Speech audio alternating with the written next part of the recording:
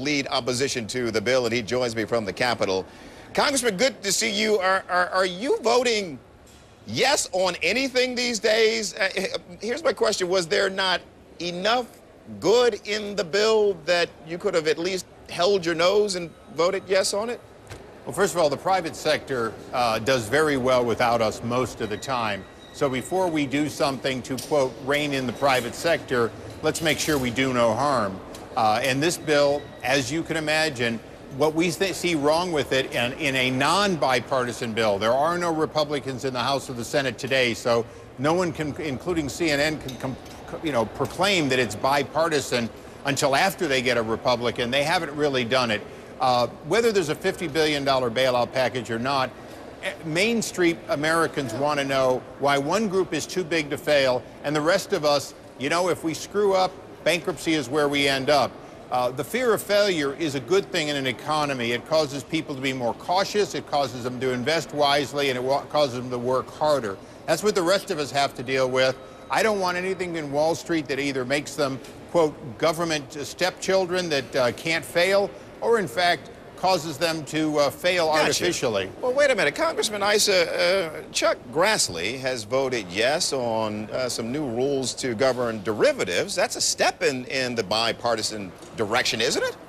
Look, if you want to break bills down to parts that we agree on and pass them, that's a pretty easy thing to do. The president could have done that on health care. But you're suggesting there's nothing going on here that is bipartisan, and that doesn't seem to be the case.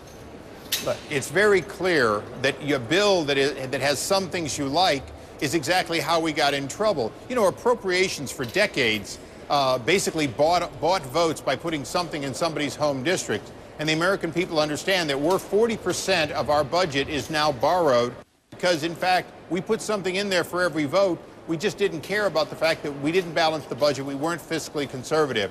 Republicans are learning from decades of mistakes we participated in. Okay, and we hope the Democrats appreciate that the problem with Freddie and Fannie is not addressed here, and it won't be addressed if it's not part of this kind of reform.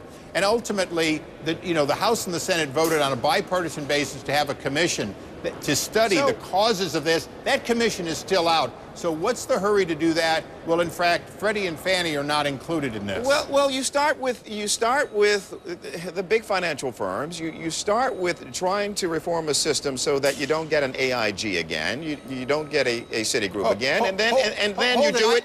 I hear you, except for one thing. AIG's FP division in Britain is not part of this reform. The group that created this is not part of this reform. And by the way, Moody's and the other rating agencies, they're not part of it. So you have Freddie and Fannie, who helped create this euphoric market and bought a huge amount of these with your taxpayer guaranteed dollars. You have the foreign corporation in Britain who actually underwrote this stuff in an insurance-like instrument, and you have the rating agencies who constantly gave things AAA. It's what's not in this bill that is every bit as important as the things in this bill that should be taken out. And if you want a bipartisan bill, you look at the entire problem and you realize that there are some oxes being gored on both sides. In this case, Senator Dodd and former Senator Obama were the largest recipients of Freddie and Fannie money, and yet they're not offering to give that money back. They're not offering to reform those organizations. And right now, what's really happening is you can get a 3% mortgage from the government, and that's what's operating. That's actually part of the dysfunctional market. We have virtually no money down loans, being the majority of the loans going for homes. But we need to work on those things on behalf of Americans who pay for it. I don't think anyone would disagree with that, but we don't live in a 100% world, Congressman. No one gets 100% of everything. Why not? Nobody's asking for 100%, but we're asking not to do harm to our economy. We're recognizing that the fundamental part of a free market is the ability to fail at your own peril, not this perpetual bailout system. And by the way, remember, you said big financial, but when it came time for TARP, which I voted against, big financial included the auto companies. Big financial included a lot of people that weren't there. So let's not pretend that this is only about Goldman Sachs, who has been vilified by the SEC at a very convenient time.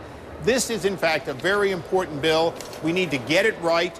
If breaking it into parts we can agree on, if waiting for the commission to report and then doing more is the right thing to do, then why can't the Democrats take the part we can agree on today and work on these other parts when the commission has reported, which, by the way, is a nonpartisan or bipartisan commission? What are you suggesting?